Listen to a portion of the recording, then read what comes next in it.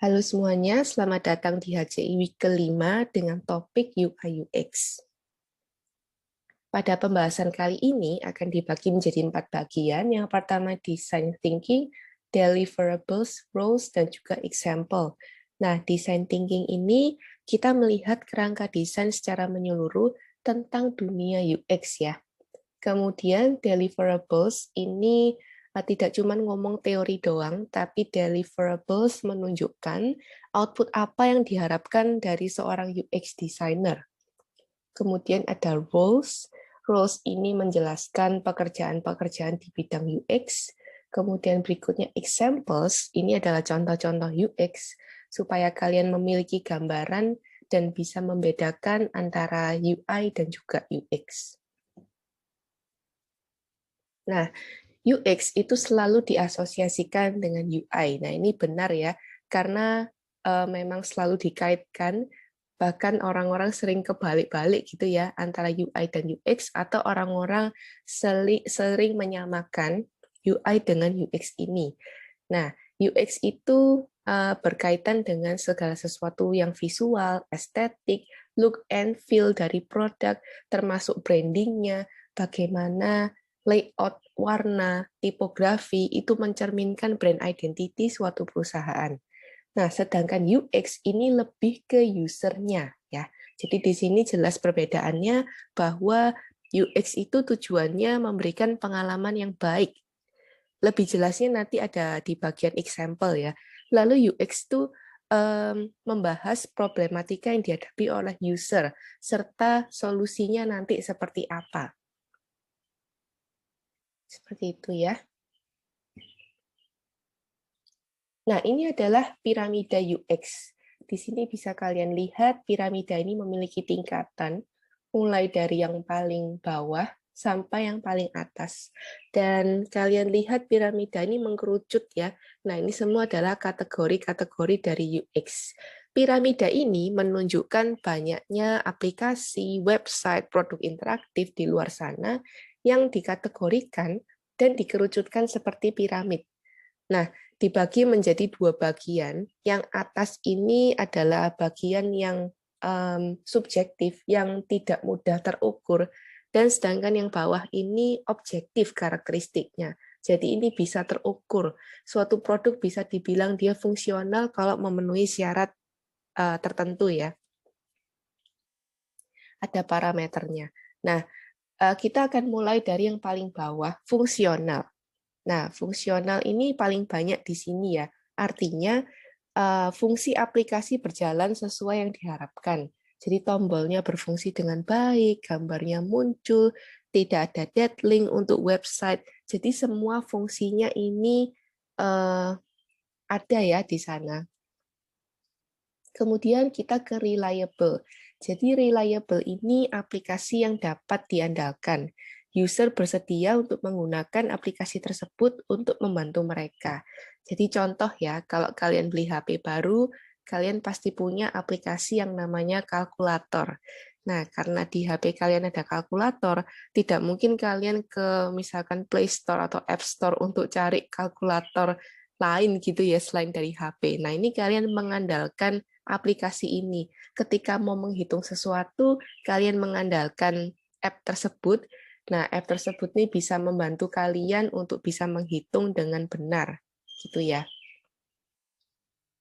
Kemudian berikutnya, untuk tahap usable. Nah, ini tingkatan yang lebih tinggi lagi. Nah, aplikasi atau produk atau website itu bisa dimasukkan kategori usable apabila aplikasi tersebut memenuhi atau lolos basic heuristic evaluation. Jadi lolos checklist-nya ya untuk bisa disebut sebagai aplikasi yang usable. Kemudian kita pindah lagi ke bagian yang kedua, yang atas ini ya, dengan subjective karakteristik yang lebih susah diukur karena datanya kualitatif. Nah, kita akan bahas yang convenient. Seperti apa sih UX yang convenient itu? Jadi aplikasi atau produk di mana user itu sering pakai, frekuensi pemakaiannya tinggi ya. Contohnya adalah aplikasi WhatsApp.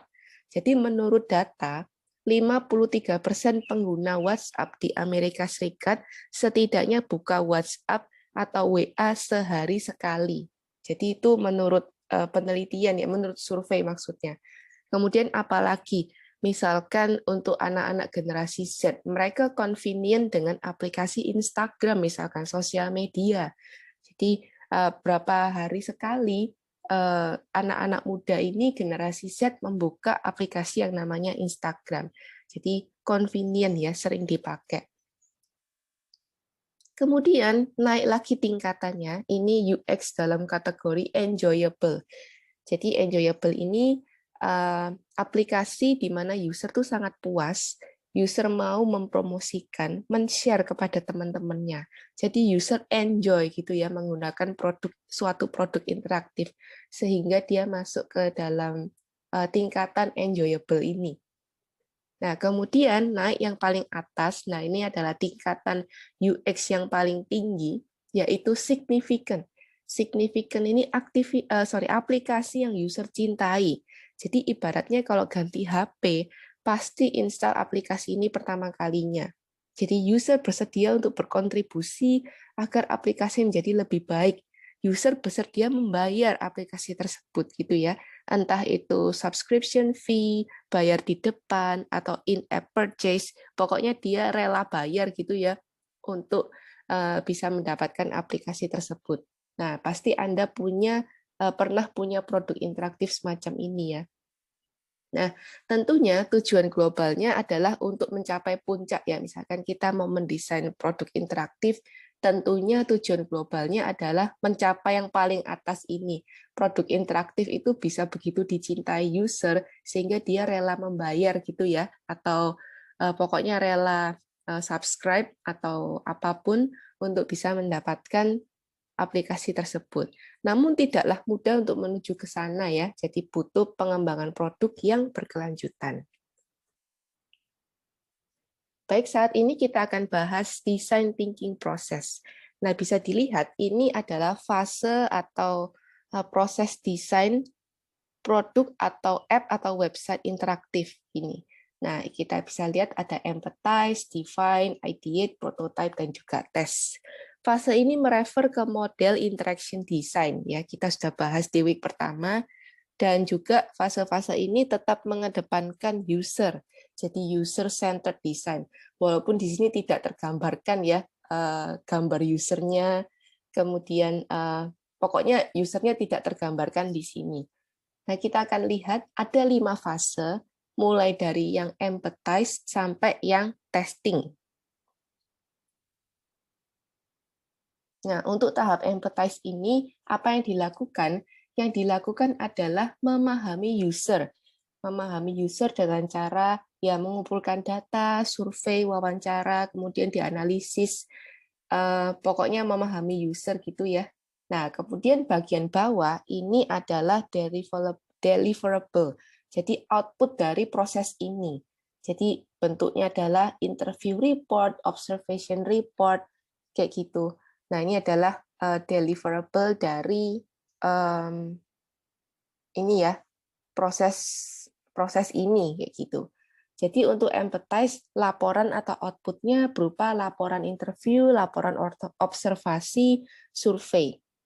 Nah, kemudian kita ke tahap define. Apa sih yang dilakukan di tahap define? Setelah memahami user, kita mengidentifikasi problem dan juga kebutuhan user. Identifikasi masalah ya, dan analisis kebutuhan. Nah, outputnya apa? Deliverable-nya apa? Ada persona, yang tentunya didapatkan dari proses data gathering ya. Ada task analysis, user journey map, ini semua adalah output dari fase define. Kemudian kita ke fase ideate. Apa sih yang dilakukan di fase ideate ini? Setelah problemnya diketahui, nah kita merumuskan solusi problem solving dari suatu masalah tersebut dengan ide-ide. Nah, outputnya atau apa yang dikerjakan adalah brainstorming. Jadi setelah problemnya diketahui, kita brainstorming untuk menyelesaikan masalah itu dengan ide. Tentunya ide ini nggak hanya satu ya, ide itu berbagai macam ide Oleh karena itu, bagaimana ya? Idenya macam-macam. Kita mau tahu ide mana yang terbaik, maka kita harus membuat prototipe untuk bisa menguji ide tersebut, manakah yang terbaik. Nah, pada fase prototipe ini apa yang dilakukan adalah membuat mock-ups ya. Membuat mock-ups dari ide ini. Jadi ide tersebut dibuat visualisasinya dalam bentuk prototipe. Outputnya adalah paper prototyping, low-fi prototyping. Ini adalah metode yang paling cepat ya, paper dan juga low-fi. Bedanya kalau low-fi ini pakai software, jadi bisa langsung kelihatan interaksinya. Kemudian prototipe tersebut dites, kemudian setelah dipilih, maksudnya setelah ketemu ide yang terbaik, baru dikembangkan menjadi high fidelity prototype. Nah, perlu diperhatikan bahwa fase-fase ini tidak benar-benar dilakukan secara urut ya. Jadi fase 1, 2, 3, 4 kayak gitu. Lalu selesai di bagian tes, nggak seperti itu. Karena dari tes ini kita bisa kembali lagi ke fase sebelumnya. Jadi lebih fleksibel ya. Nah, contohnya seperti ini. Tes sebuah aplikasi yang sudah ada di pasaran gitu. Nah, tes dalam tahap tes ini atau testing ya, apa yang dilakukan? Tentu saja menguji atau mengetes desain tersebut. Yang dilakukan adalah bisa usability testing, heuristic evaluation, user test kayak gitu. Kemudian akan ditemukan insight baru. Insight baru, lalu kita ini ya, kita kembali ke tahap ini, memahami user. Jadi dari testing, kita bisa menemukan insight baru tentang user, lalu masuk lagi ke fase ini ya, supaya kita bisa mengidentifikasi problem dan juga merumuskan solusinya. Kemudian dari mengetes desain kayak gitu atau mengetes aplikasi yang sudah ada, jadi aplikasi atau website yang sudah beredar di pasaran, kita mau menguji bagaimana usability-nya, UX-nya bagaimana, kita melakukan testing pada aplikasi yang sudah ada, kemudian dari testing ini dapat memberikan output yang menjadi ide untuk bahan brainstorming. Jadi dari tes bisa ditemukan permasalahan baru. Dari tes kita bisa temukan ide untuk brainstorming. Nah, kemudian pada saat pengembangan prototipe bisa jadi muncul ide-ide yang tidak terpikirkan sebelumnya. Jadi dari tahap prototipe ini bisa kembali lagi ke fase ideate ya, karena menemukan ide baru. Jadi kata kuncinya adalah iterasi. Pada fase ini kita bisa kembali ke fase sebelumnya kayak gitu ya. Apapun yang ditemukan, ide ataupun pemahaman tentang user ataupun permasalahan yang dihadapi.